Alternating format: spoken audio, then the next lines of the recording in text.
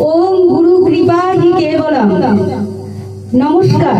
सर्वप्रथमे श्री श्री प्रणवानंदजी महाराजेर राधुल चरणे प्रणाम जानाई एवं श्रद्धेय स्वामी विष्णुपदानंदजी गुरु महाराजेर चरणे पुष्प माला दिए ताके बरण करे नेবেন।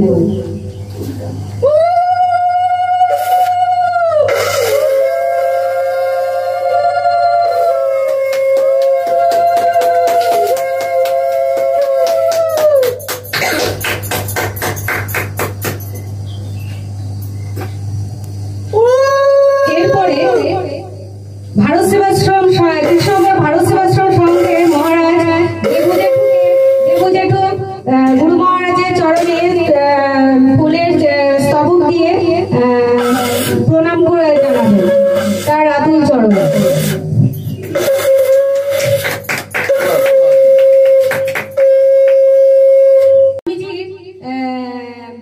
स्वामीजीके चंदन दिए बरण करा हच्छे। आमार पिसी बरण करछेन केका सेन एवं जेठुके बरण करे नेওয়া হচ্ছে চন্দন দিয়ে। जेठुके नामটা বলবি তো? দেবু জেঠু সবাই চিনে। আচ্ছা চলো আমি আর ছবি তুলে দিই। এটা তুমি ওটা তুমি আর মান দাও। তোমরা আগে দাও। আচ্ছা আমরা তোমরা স্বামীজিকে দিয়ে দাও। স্বামীজিকে চন্দন দিয়ে বরণ করে নিচ্ছেন এবং ভারত সেবাশ্রমের মহারাজ দেবু জেঠুকে বরণ করে নিচ্ছেন চন্দন দিয়ে এবং তাদের স্বামীজিকে ছোট্ট গিফট দিয়ে হাতে তুলে দিলেন পিসি এবং মা।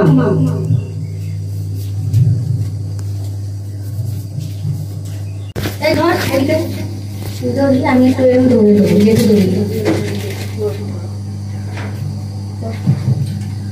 স্বামীজিকে এবার আমি বরণ করে নেব এবং আমার বোন ছোট বোন বরণ করে নেবে। नमस्कार।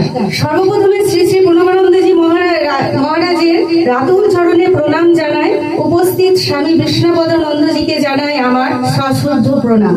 तारपर भारत कृष्णनगर भारत सेवाश्रम संघेर महाराज देबू जेठुके जानाई प्रणाम आमार प्रणाम एवं गुरुजनदेर प्रणाम जानाई ओ छोटोदेर भालोबासा जानिए किछु स्वामीजिर कथा एवं तार गान निये आजकेर अनुष्ठान।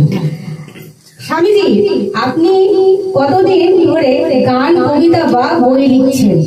আমি প্রায় 25 বছর থেকে গান কবিতা লেখা শুরু করেছিলাম। বিভিন্ন পত্রিকাতে দেয়, বিভিন্ন পত্রিকাতে আমার লেখা ছাপা হয়েছে, এখনো হচ্ছে।